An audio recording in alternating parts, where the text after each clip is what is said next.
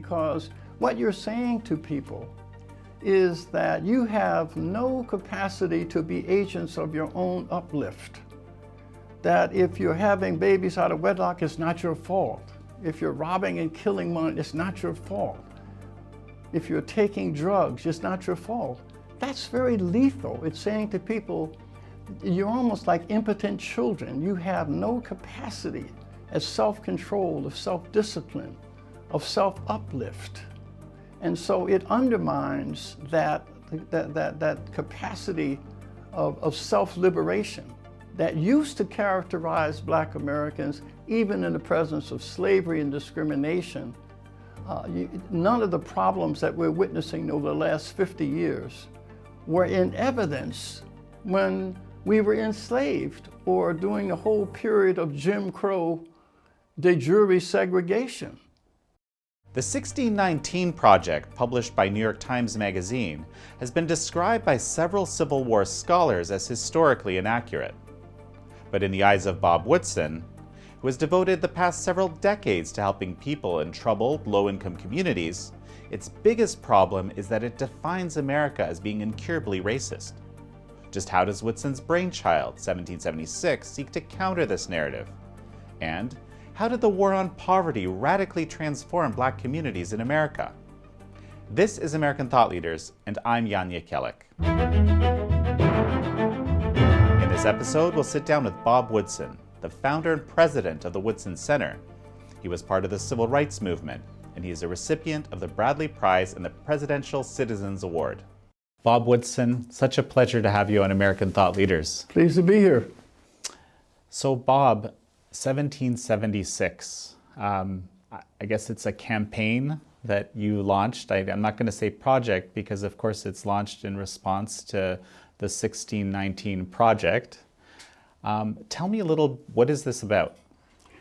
Well, the 1619 Project, authored by the New York Times, really, in summary, it says that America's founders were racist and they owned slaves, and therefore the Declaration of Independence that declared freedom and justice for all were invalid because the framers of that document were not worthy of the principles, and therefore the principles are invalid.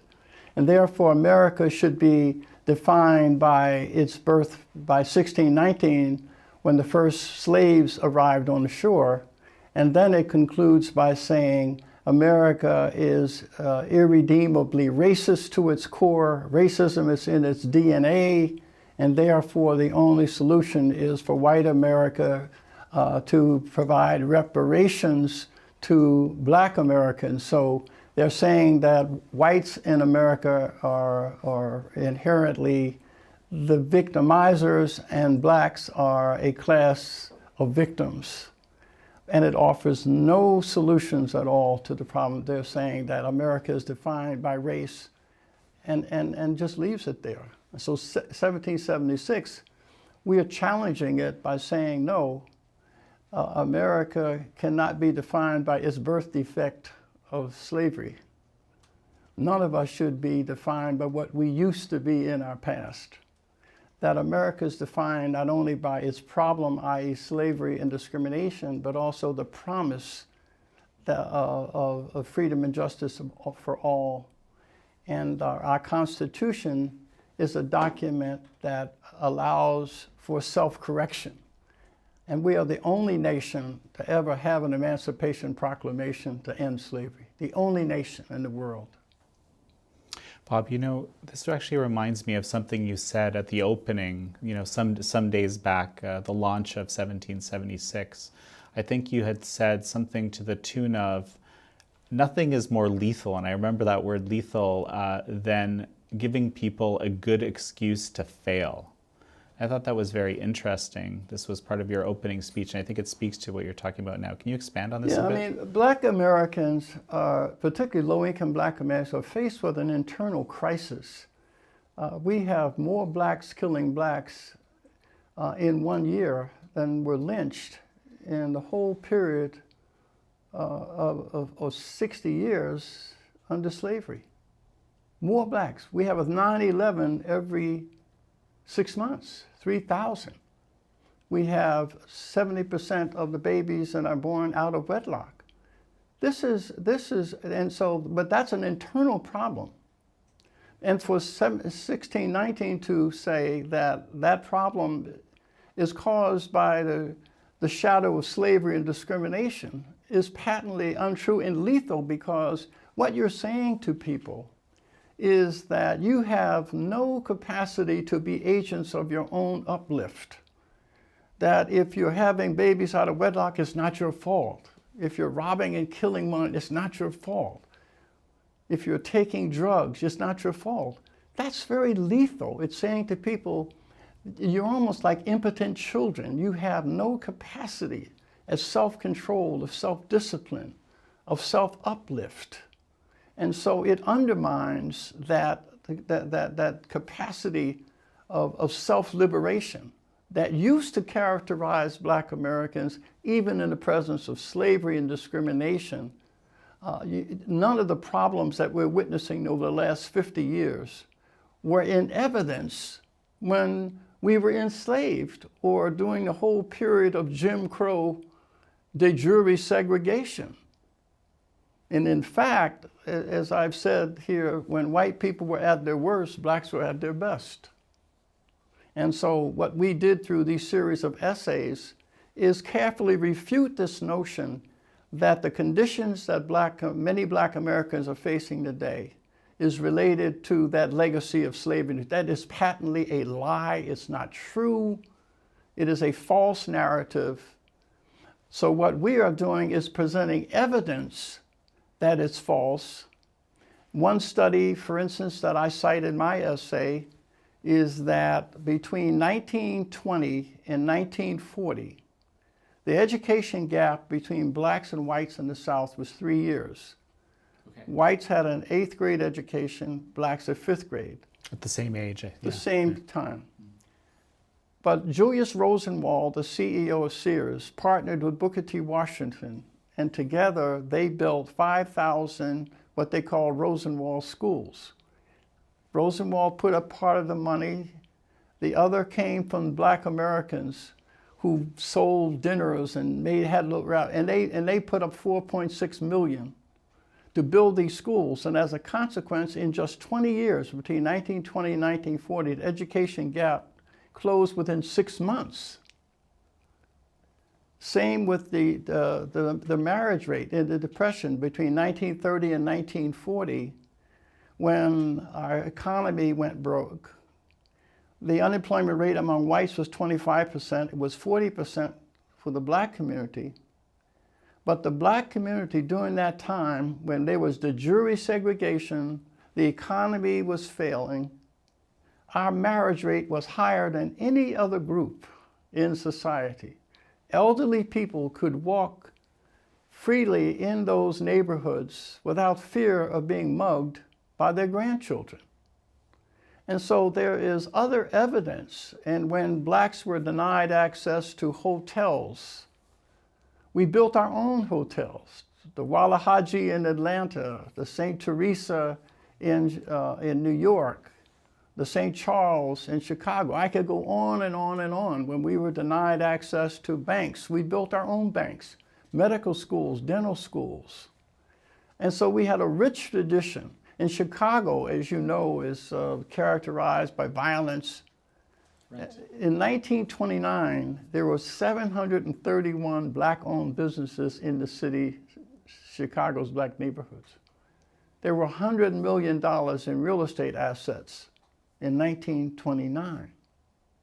And so the point of this is this: if Blacks achieved this level of self-sufficiency and independence because of the strong moral code of conduct that was based upon our Christian faith, and also the whole virtues of our founders of thrift, of being responsible. There were several Blacks who were born slaves who died millionaires because of the free enterprise system that 1619 says is racist.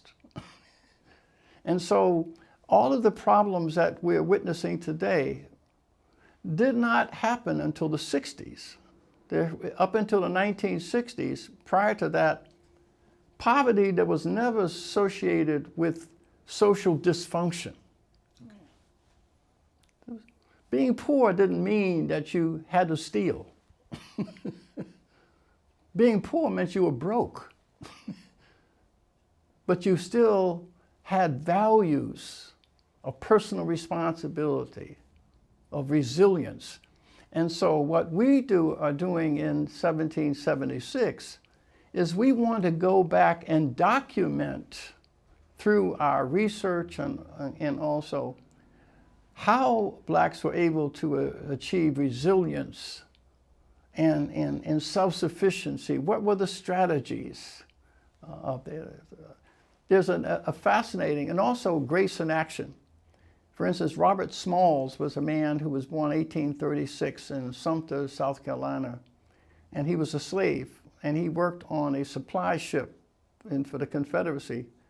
Well, he stole the ship, picked up his family members, and found as they put on the hat of the master and made the hand signals and got through all the Confederate batteries and turned the ship over to the Union Navy. President Lincoln and the Congress gave him $1,500, which was a lot of money then. But also it convinced Lincoln to allow blacks to fight in the war, Civil War. Robert Smalls after the war, became wealthy. He became a politician during Reconstruction, served in the Congress, actually went back and purchased the plantation on which he was a slave and took in the children of the slave master who were destitute at the time. So I just think this is an act of profound grace.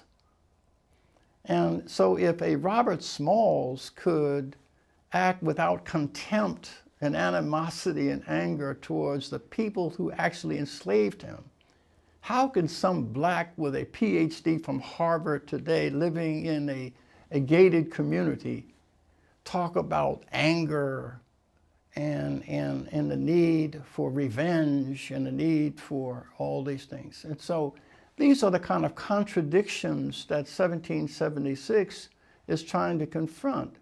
But we don't want to confront it with a counter argument, because people are inspired to change and improve when you can show them victories that are possible, not constantly reminding them of injuries to be avoided. Hank Aaron was the home run king. Looking at Hank Aaron's record through the prism of 1619, you say he was the strikeout king. But looking at it through the prism of 1776, we say he's a home run king. Because if you make a lot of home runs, it means you're going to strike out a lot. But 1619 looks at the deficits of America and not the assets versus the deficits. And so what we think there should be a more balanced understanding of this great nation of ours. As one of our essayists said, if America was so incurably racist, why are black and brown people from all over the world risking their lives to come here? If it was such an incurably evil place, why in the history of this country black Americans sacrificed their lives fighting for this nation? And I don't believe one was ever convicted of treason. Now, the 1619 saying that all of the sacrifices that blacks who came before them made, they were naive, they were misguided. And that's what we're trying to do in 1776, is to find out what have been the strategies of black survival in the presence of de jure segregation and slavery. How can we learn from those experiences? And then how can we find people today who are employing those same strategies of resilience? So it's very uplifting, it's aspirational, it's inspirational, and that's what the American public is looking for. We want answers. You know, Bob, this is just actually making me think of your, a bit of your history, actually, which I only know a little bit of. But, you were actually, in the civil rights movement back in the day. And maybe you could tell me a little bit about that, but then you actually chose to leave. And I think this speaks a bit to your, I guess, your philosophy and so forth. Maybe you could kind of expand on this. We talked a bit offline. Yeah. As Apostle Paul says, who were you before you were baptized? And I was born in Philadelphia, a low-income black neighborhood, but it was very cohesive. My dad died when I was 9, leaving my mother with a 5th grade education and 5 children to raise from ages 9 to 18. And so therefore, I found refuge in my peer group. I have 6 fellows who we were close friends back then, and we remained close. And and they were a year older than me, and so when they graduated from school, I dropped out of high school and went into the military, because you don't grow up in these neighborhoods unaffiliated. Okay. So I went in the military, very short, found myself, was in the space program. They saw talents in me, and so I was flying on a ship, on an airplane, tracking missiles, and involved in the expansion of the space program. But I took courses on campus. After I got my GED, I took courses from the University of Miami when it was segregated. So I have 9 credits from the University of Miami in math at a time when I couldn't take those courses on campus. And so then I got out and went to a small black college, Cheney. I was on a year's probation because my SAT scores were so poor. But half of us made the dean's list in 6 months. And then I earned a full scholarship to University of Pennsylvania and got involved in the civil rights movement from there. But again, took that experience with me of understanding that your destiny is determined by what you do, not what anyone else does. And nothing is more lethal than a good excuse for failure. And so failure was not an option for me. So I took that energy into the civil rights movement. But the movement, again, I had this big debate before the New York Bar Association with Julius Chambers, who was a black Harvard lawyer, and I was debating him at the New York Bar Association on the whole issue of whether we ought to embrace school integration. And so I guess about 80% through the debate, I posed this question to Julius. I said, Julius, if we have 2 circumstances, situation A, where there's all black school, but there's a presence of excellence. School B is integrated, where excellence is diminished excellence. Where should we send our children? He said to school B. I said, then this debate is over. Because I believe what we ought to do is pursue excellence. And then if you pursue excellence, let that attract people of different races, as opposed to believing that somehow sitting next to a white child imparts knowledge and wisdom. And so this has been a divide that I've had with the civil rights movement for over 50 years.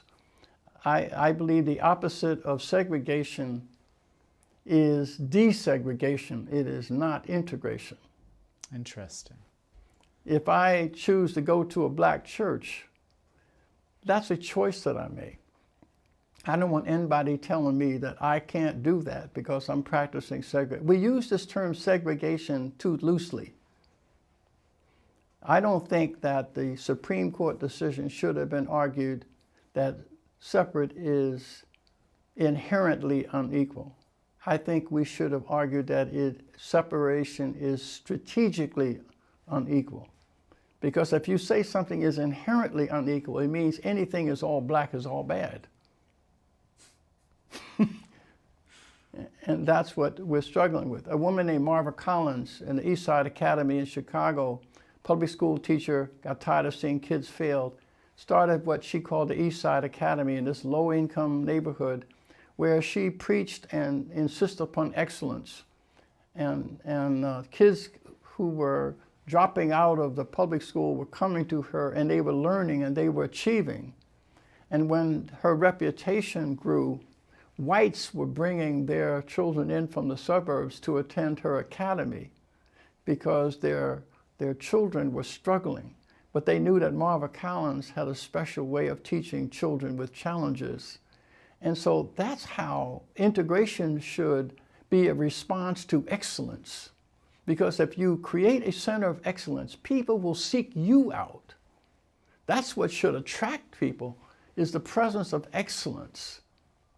And that's why I'm saying in the Black community, we used to understand that we must pursue excellence. And once we do, people will seek us out, as opposed to special treatment as if we are perpetual victims, that our destiny is determined. Can you imagine if you are a 10-year-old child being raised in an inner city school that now has the 1619 curriculum that said America is irretrievably racist, and therefore, unless white people give you something, you can't possibly help yourself. And also, they're vilifying the police department as saying, well, the police are agents of white suppression. Why then would, if that child now who's 18 is going to be called upon to defend the nation in the military, why would they want to join the military? Why would they want to become police officers to protect their community? So I think what is happening today is more dangerous than people realize. It has national security implications. Police forces are under physical attack, and they're being encouraged by liberal left-wing politicians. Police officers, people are throwing water on them, and they're not being charged with assault. But the result of this is that recruitment for police officers throughout the country in some cases are down 62%, which means in Minnesota, the police department reports they cannot even respond readily to all of the 911 calls. Well, if this is allowed to spread, what is our country going to be like? And so this 1619 isn't some abstract debate.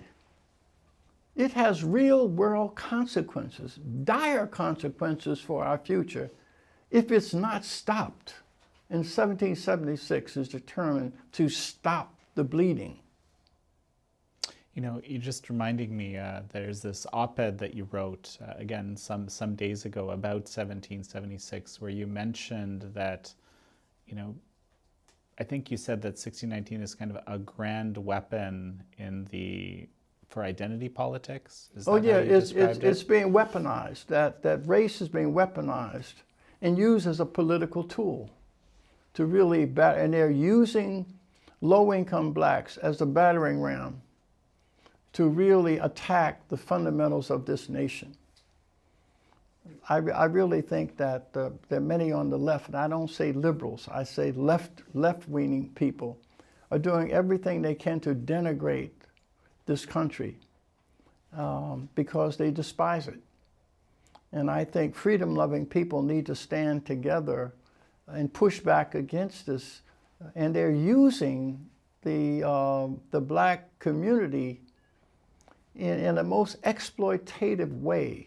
That's what really angers me, that it's being the black community in the real conditions of slavery and discrimination are being used as a tool to really to injure this nation. So tell me more about this. How is that actually happening practically? Well, you know, back in the, I write about the fact that the person who wrote about this is Fred Siegel at the Manhattan Institute. He has a book, The Future Once Happened Here. Okay. And in it, he documents the fact that the black community is the moral barometer of the moral health of the country. That's the way I look at it, and he does too. And the very fact that central to the cohesiveness of a person's life is your family, having a two-parent family. Well, up until 1962, 85% of all black households had a man and a woman raising children. And so there were people on, and then we had the poverty program came along. There were two social scientists, Cloward and Piven, at the University of Columbia University School of Social Work. They said, and they were leftists, and they said, one of the ways that we can emphasize the contradictions of capitalism is to just flood the system with welfare recipients. But they couldn't just do this because of their political philosophy.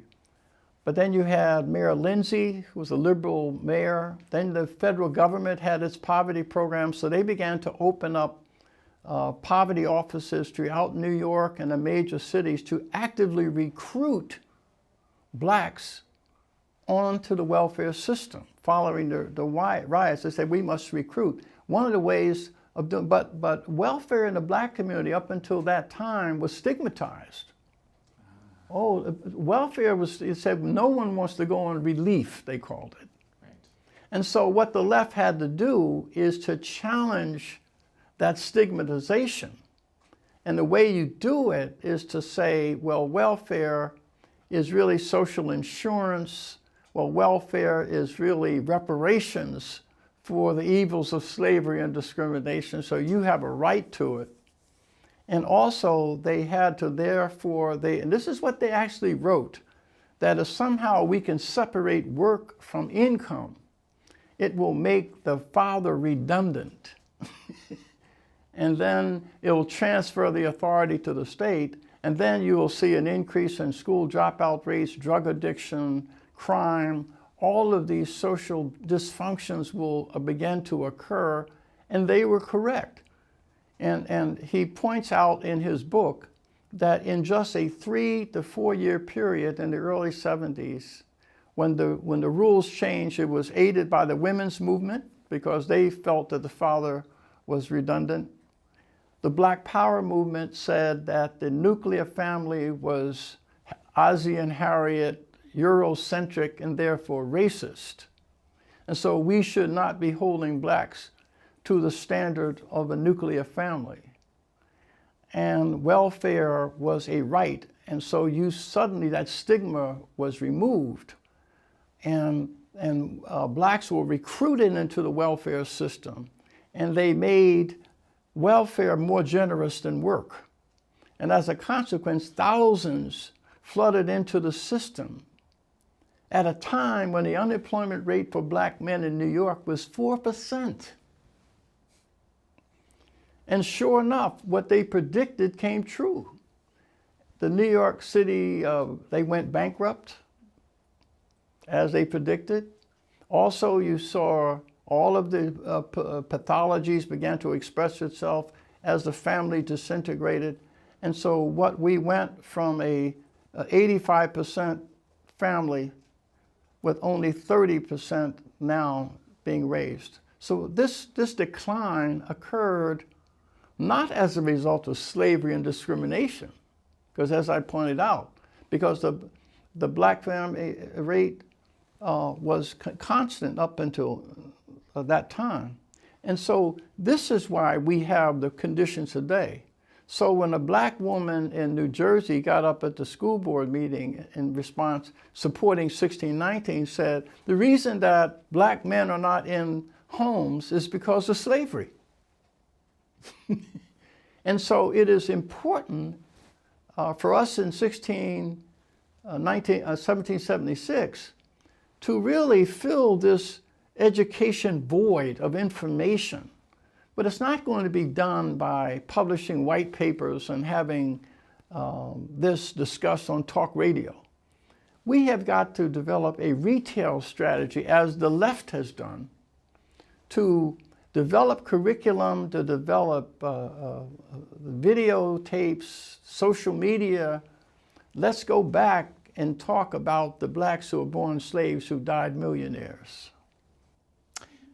You know, Bob, I've read about the Cloward Piven strategy so to speak, before. I think you can look it up for our viewers, Cloward Piven's strategy online. It's astounding to me that people, when I read about this, that people could come up with this idea that would effectively, function to destroy society as it exists, not considering, that these are people, I guess. I mean, that's when I read this, it was like reading a horror story. I mean, the strategy, so to speak, and then the effects.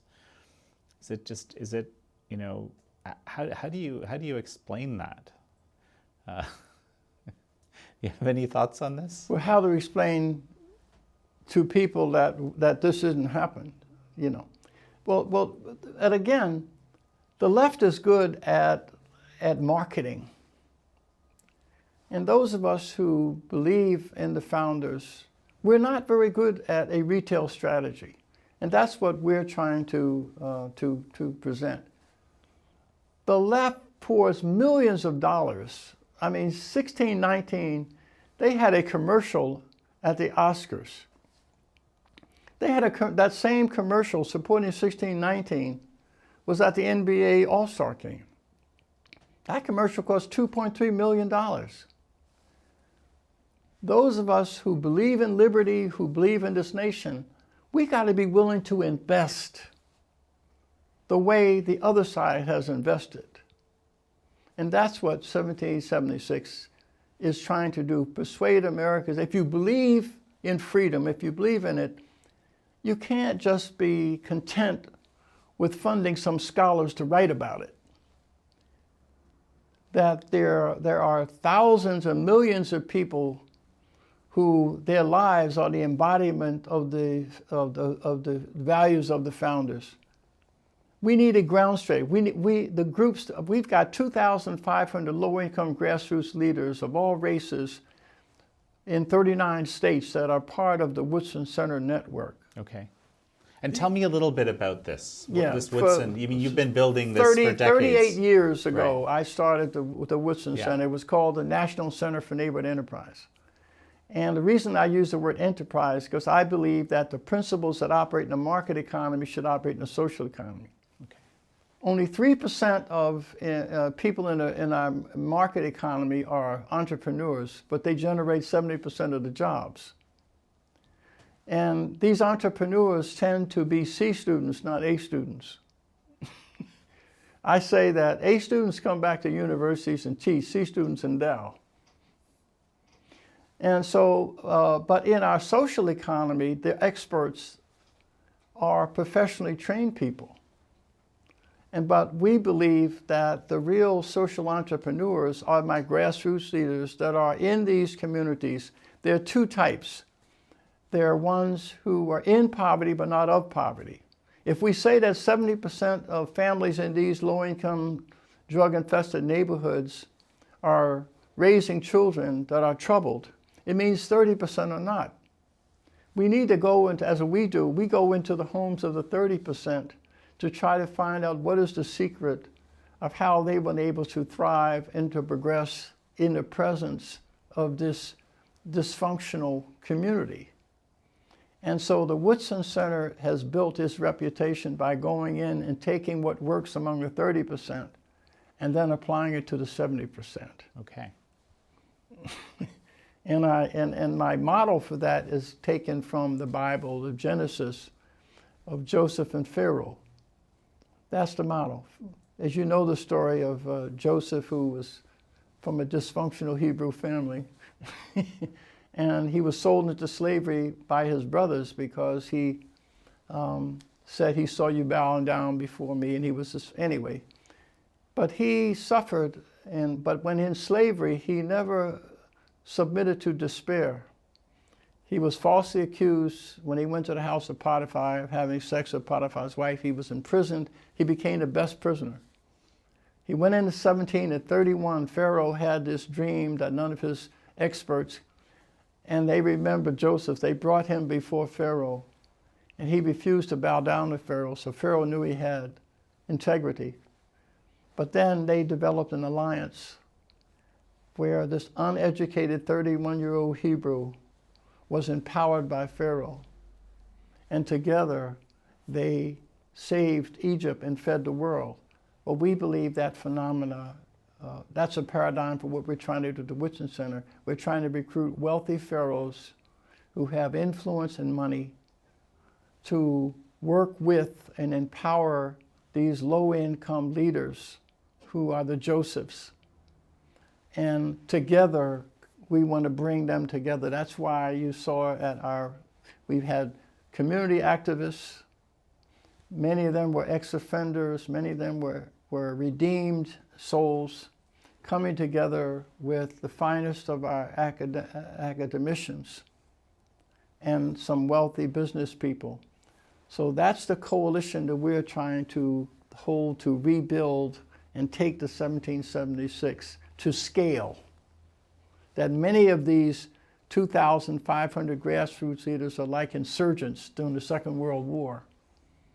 The war was won by the Allies supporting insurgents in Italy and in France and other nations. Freedom-loving people need to support America's insurgents. And those are the people whose lives are living their lives by the principles of our founders. But we need to elevate them and let them speak for themselves and end the divisiveness in the country and let their views and attitudes and behavior prevail. That's what we're trying to do. It's remarkable. And one of the things we talked about offline, actually, I think, was also that this is very much, it's very much a bipartisan or multi-partisan sort of issue. You've got people from all walks of life, all sorts of backgrounds, but sharing this kind of common framework. Yeah, Clarence Page and I have been friends. We've never voted for the same party in our lives. And Bernard Anderson, who is a one of the first black faculty at the Wharton School, and a very active and liberal democratic politics. Bernie is a part of our movement as well.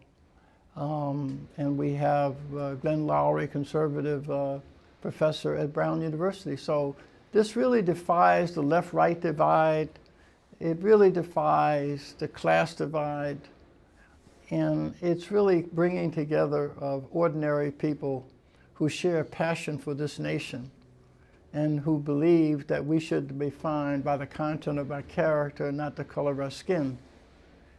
And so that's what we're trying to bring to attention and bring it to scale.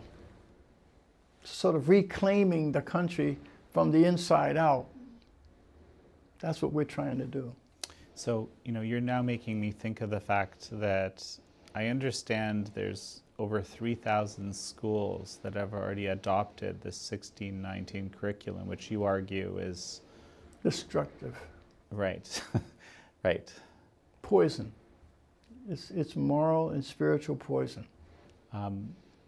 Are you developing some kind of alternative curriculum? Absolutely. Mm-hmm. We have 12 essays, 14 essays now. We're going to expand those, but we're going to extract the knowledge and wisdom that is embedded in these essays and put it into curriculum. We want to take some of the experiences of people in the past, knowledge, and we want to make that a part of the curriculum from K through 12. We want to see more movies like Harriet, and also Hidden Figures. Mm-hmm. Mm-hmm. And so that's what we are going to be promoting, a whole comprehensive retail agenda so that parents can be offered an alternative. If they receive a copy of 1619, we want you to compare it to 1776. So we really want the real competition of ideas. And so we're trying to put some competitive material in the hands of people. And our grassroots leaders, the 2,500 that I talked about, I look at them as civic teachers. See, there's already communities of trust that exist within communities. Well, rather than always looking at teachers as being well-educated scholars, we need to look at grassroots leaders as civic teachers. They're already teaching children. They're already moral mentors and character coaches to young people. Well, we just want to add an agenda item, and that is the knowledge about civic restoration and civic knowledge about America. And so that's what we want to empower those grassroots leaders to be civic teachers. So we want to put manuals, we want to put materials in their hands, movies, inspirational, social media. So that's our plan. But it's going to take a lot of money. The left is spending millions and millions. We're just getting started. But this is David and Goliath moment. So David is reaching out for help so we can defeat this Goliath of 1619. Tell me quickly where people can find 1776 online. You can find it online, 1776unites.com, the Woodson Center .org, and you'll see it that the Woodson Center is hosting 1776, but you can go online and look at it. Again, it's 1776unites.com and the Woodson Center .org. That's where you can find us. Wonderful. Well, Bob Woodson, it's such a pleasure to speak with you today. Well, thank you.